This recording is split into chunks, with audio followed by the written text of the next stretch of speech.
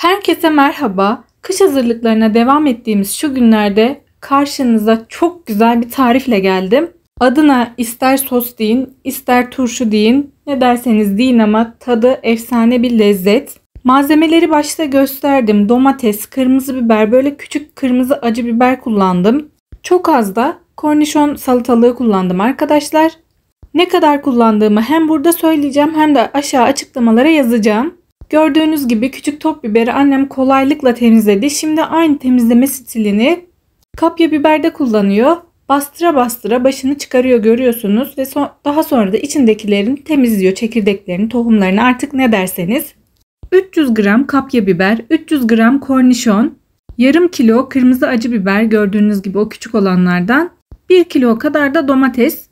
Öyle bir tarif ki arkadaşlar, ister kahvaltıda yiyin, ister akşam yemeğinde yiyin, yemeklerin yanında ya da 5 çayında kısırınızın yanına alın, o kadar lezzetli.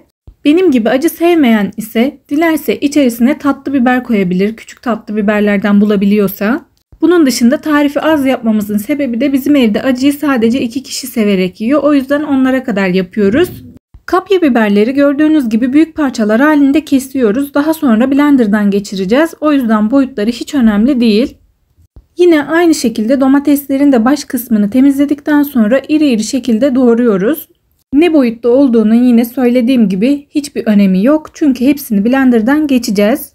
Doğradığımız kapya biber ve domatesleri uygun bir tencerenin içerisinde pişireceğiz arkadaşlar. Sadece bu ikisini doğruyoruz. Diğerlerini doğramayacağız. Yapımı hiç uğraştırmıyor. Görüyorsunuz, sadece bu kadar. 2 malzememizi doğruyoruz. Daha sonra da blenderdan geçireceğiz. Bu kadar. Pişmesini bekliyoruz. O da bizi yoran bir işlem değil. Dediğim gibi aşırı kolay, pratik bir tarif. Daha sonra da lezzetlendirmek için içerisine malzemelerini atacağız. Söylediğim gibi bütün malzemeleri açıklamalar bölümüne yazacağım. Oradan rahatlıkla bakabilirsiniz. Tencerenin içerisine koyduk ve pişirmeye bıraktık. İçerisine bir su ilave etmedik. Herhangi başka bir şey ilave etmedik. Sadece kendi suyunda pişecekler. Yumuşacık olacaklar. Blenderdan geçirme kıvamına gelecekler. Altı kısık şekilde pişiriyoruz. Altını asla açmayalım arkadaşlar. Hafif kısık olsun, çünkü açarsak dibine tutar ve biberle domateslerimiz yanar. Ara ara da açıyoruz ve karıştırıyoruz ki dibine tutmasın. Kendi suyuyla tadı efsane olacak. Gerçekten güzel bir tarif. Pişmeye devam ediyorlar. Ben de ara ara açıyorum ki sizlere göstermeye çalışıyorum. Yumuşamaya başladılar. En son yumuşadıklarında da artık blenderdan geçireceğim. Her videonun altında 2 türlü yorum da geliyor arkadaşlar. Diyorlar ki işte hiç anlaşılmıyor. Ya da diyorlar ki çok ayrıntılı söylüyorsunuz. Anlaşılmadığı için ayrıntılı söylemek zorundayım.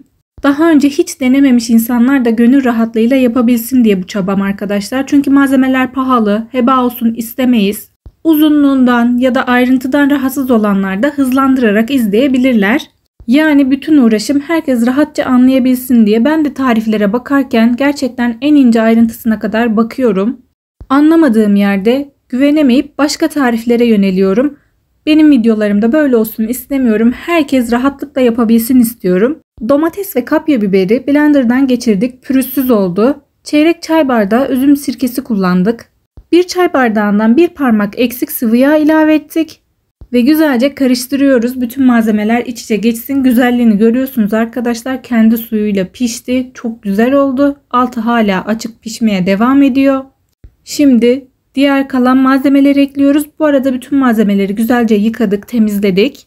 Çok güzel kornişon turşusu da yapmıştık. Onu da yukarıya eklerim. İzlemek isteyen oradan da tıklayıp izleyebilir. Acı biberleri ve kornişonları koyuyoruz içine. Bunları da koyduktan sonra içerisine 1,5 yemek kaşığı kaya tuzu ilave ettik. İnce tuz, yemeklik tuz kullanmayın arkadaşlar. Kaya tuzu olacak. Eğer kullanıyorsanız öğütülmüş kaya tuzu da olur. Çok güzel görünmüyor mu sizce de arkadaşlar? Aynı çeri domateslere benziyor ama biber. Tuzunu da ilave ediyoruz. Annem bu tarifi yıllar önce Edirne'de bir komşumuzdan öğrenmiş. O zamandan tadının acılığını hatırlıyorum. Dediğim gibi acı biberi kullanıp kullanmamak sizin elinizde. Ya da ne kadar acı biber kullanacağınız tamamen sizin elinizde. Daha sonra içerisine 10 diş kadar sarımsak rendeledik, görüyorsunuz. Tamamen yine damak zevkine göre artırabilirsiniz siz bu miktarı. Bütün malzemeleri ilave ettikten sonra artık karıştırıyoruz.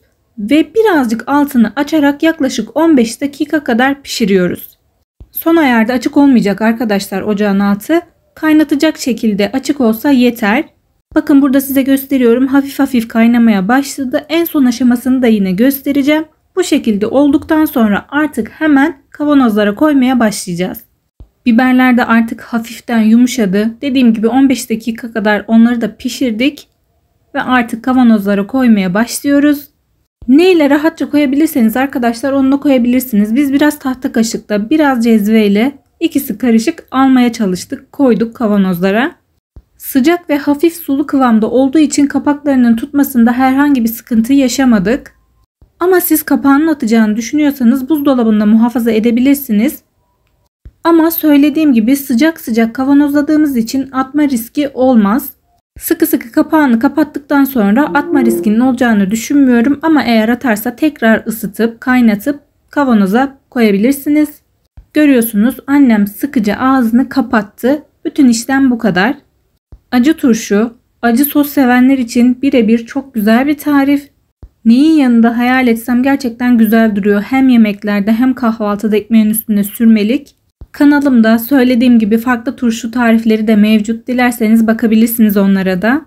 Biz bu malzemelerden 3 tane gördüğünüz gibi yarım litrelik şişe bir de küçük bir şişe elde ettik. Lütfen videoma yorum yapmayı, hype puanı vermeyi, beğenmeyi unutmayın. Abone de olursanız çok mutlu olurum. Videomu arkadaşlarınızla paylaşmayı unutmayın. Deneyenlere şimdiden afiyet olsun. Herkese iyi günler.